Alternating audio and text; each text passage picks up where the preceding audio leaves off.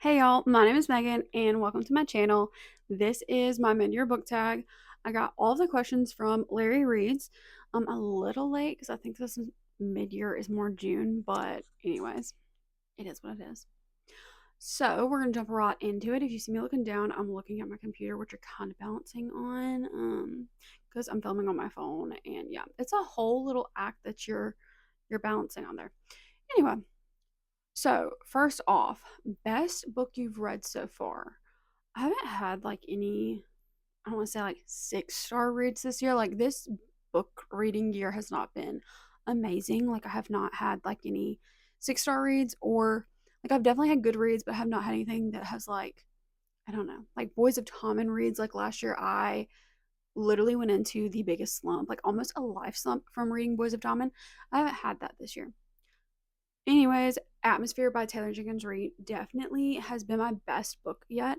I feel like it was the hardest hitting. I sobbed majority of the book just because I feel like the way she told the story, the now and then timeline, the way you started off, you knew how like or you thought you knew how it was going to end. So you're like gasping for air the entire time. So, definitely a 5-star. Wasn't quite a 6-star, but I would love a like sequel to that. But best book I've read. Worst book I've read so far, and I'm probably gonna get canceled on my very first book video I make. The Poet Empress by Chantal. I rated this 2 stars, and I don't know. Okay, so like at the beginning of June, I got my wisdom teeth taken out, and I read 2 books that week. I read this and Starside, and I didn't like either of them really that much. At, at first, I rated it 3 stars, and then I started thinking about it. I was like, no, this is 2 stars. I genuinely hated this book. I get the meaning behind it, and it was a beautiful meaning. I don't know. I can't. I don't know what it is about it. I just don't like it. The more I think about it, I'm like, I just didn't like it. I didn't like it. The character, I was like, girl, I know you chose to be there for a reason to help your family, but at the same time, I don't know. I was in so much pain with my wisdom teeth. I didn't care about anybody else's choices at the moment. So I think that also might have had something to do with it. So maybe I give it another shot. And there was some kind of like magic system going on there. It just was like on such a weird, I don't know. I didn't like it. But so many people do. Please read it and, like make your own choices there, because I am very, very, like a very rare rating because majority of people loved it. Moving on. Best sequel you've read so far: The Riders of the Starling by Daphne Perry. I sobbed at the end of this. This was so good. So good. The Shields of Sparrows was 5 stars. This was 4.5 stars. But the ending of this was so good. You kind of put the pieces together yourself and you get who they are. Like you're starting to put together who they are. But the literal, like gut wrenching, like noises that I made whenever I found out who these characters were, friend, you have to read it. Okay, I know there's some people that don't like it, and that's just like I didn't like The Poet Empress. That is fine. Everybody to each their own. But I thoroughly enjoyed it, and I listened to it. I like listened and write at the same time, and they kept saying the rightus, like right s, not the rights of the Starling. So I may be saying it wrong, but like according to like the Audible book that I read, rightus of the Starling. Anyways, by Daphne Perry. Worst sequel you've read so far? Okay, so I watched Off Campus like everybody else. I watched the show before I read the book, or books. The Mistake by Elle Kennedy. I didn't like Logan's books. He was my least favorite. I don't know. Like, I really haven't read that many sequels this year, in my opinion, that were bad. I just really didn't like his book. I don't know. I didn't get the whole, like, romance. I didn't like Logan at all in the books. Maybe that's just me. But those books were they were of their time. That's a word. New release you haven't read, but you want to. The Ballad of Falling Dragons by Sarah A. Parker. I reread When the Moon Hatched. I read it earlier this year for the first time ever, and then I literally just reread it in June because I didn't remember anything of it. I missed the whole part. If you haven't read it, skip to like maybe 10 seconds. I missed the whole part where she had a kid. I'm so sorry. That's like literally the whole point of the book. But, anyways, I reread the whole thing, and I can't have gotten maybe 30 pages into the Ballad of the Fallen Dragons, and I can't get into it. I may just be one of those people who can't read her books. I don't know. Maybe I'm just dumb. Anyways, most anticipated release for the second half of the year, ACOTAR 6. I'm so excited. I have seen all of the like debating of the new books coming out in hardback. I have the entire series in paperback because I read them so like I guess late because I started my book reading journey so behind, I guess. I'll probably get them on Kindle Unlimited, or not Unlimited because they're not going to be free on there, but I'll probably get on my Kindle until they come back in paperback. So, favorite new author, debut, or new to you? So new to me would be Daphne Perry, just her fantasy or romantasy. I haven't read any of her other stuff. Or Lauren Palferman. She wrote the not Shepherd King. What is it called? I have it here behind me somewhere. No, I don't. It's the Wolf King. That whole little duet, or it's gonna be a trio, something like that. What do you call those? Is that what it's called? Why is that escaping me? If this is your first time ever meeting me, hi. There's not a lot going on up there. Anyway, newest fictional crush, Callum from The Wolf King. I accent. If you haven't read The Wolf King duology so far, okay, because I know that much. If you haven't read it yet, please listen to the audiobook too, because when he's Rory, I can't even do the R's. This Scottish accent. Oh my god.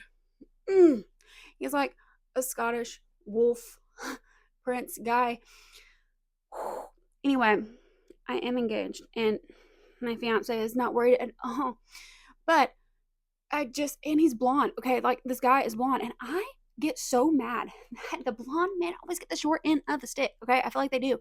Blake, everybody is rooting for Blake in the second book, and there's like a love triangle. Okay, if you haven't read it, a love triangle happens in the second book. Get prepared. I'm not spoiling at all because I feel like you pick it up in the first book. If you don't, sorry. Anyway, you have Callum, who's like this golden, not ray of sunshine by any freaking means, and then you have Blake, who's like this dark and gothic guy. So I guess, and normally that's who I am. You know, we all love a shadow daddy, but I love Callum. I'm so sorry, I'm not a Blake fan. So if you're a Blake fan, you may not follow me. Anyway, so Callum is my new fictional crush, and I really like that name, Callum. So if you come back in a few years and I have a kid named Callum, really awkward. Anyway, book that made you cry. The Bright Years by Sarah Demoff. I just read this past week, and I was literally listening to it because I was trying to finish my like cooking, you know, because I have to do live things. And I was putting in my cheesy garlic bread for spaghetti, as I do once a week. And I put in the bread, and I'm checking in. I'm putting on my little hand mittens, and I'm in the very like last 10%. And if you've read it, you know what happens at the very end. And I just start like I have my oven mitts on, and I'm like ugly crying. And I'm trying to dab my tears with my oven mitts. So just visualize that for a second.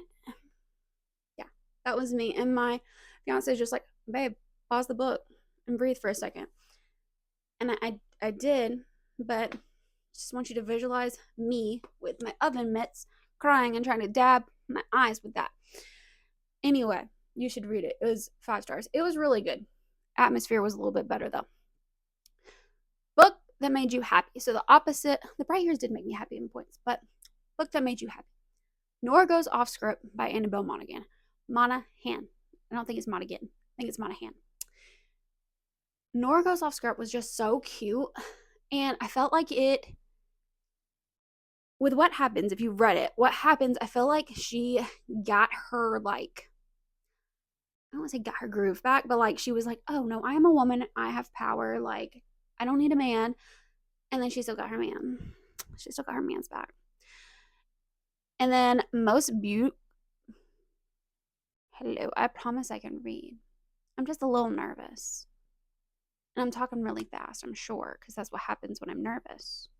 And I have a weird voice right now because I'm nervous.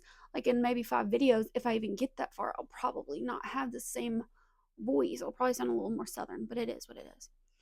Most beautiful book you've bought so far this year. I don't really buy special editions because, for one, I'm a teacher.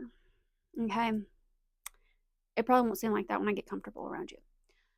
Two, have you seen this economy? Okay. And I don't pay attention enough to know when those like things are happening, and by the time I know that they're coming out, they're already sold out, right?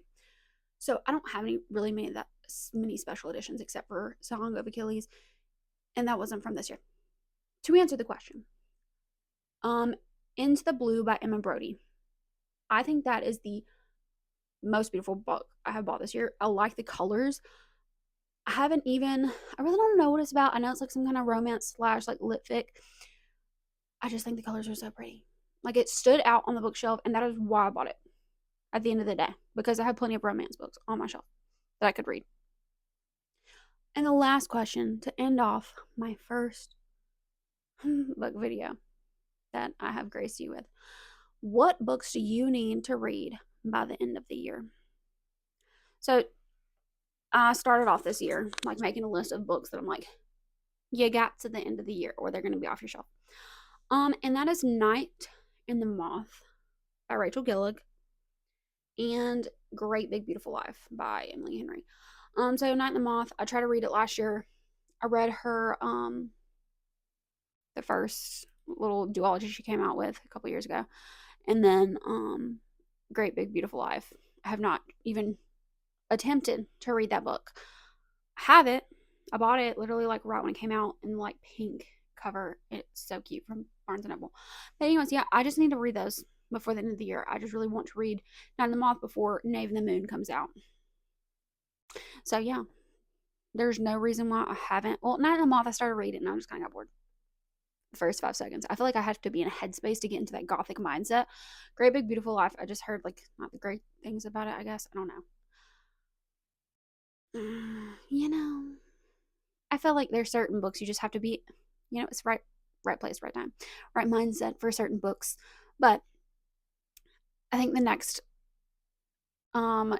video I'm going to try and make is all the books I read in June. I don't know if I'm going to do a TBR for July just because I'm such a mood reader. Like I said, like I have to be in a headspace to read something. Like I can try and have like maybe 2 or 3 books for a TBR and like hit. Typically around like October, November, December, I can have a TBR. But like as far as these like summer months and stuff, I'm just not like it's so hard for me to read in the summer. I don't know why. But anyways, thanks for watching my first YouTube video. Hopefully you like it, and hopefully you subscribe, because I would love to grow this channel and I would love to build a community with you. So, bye.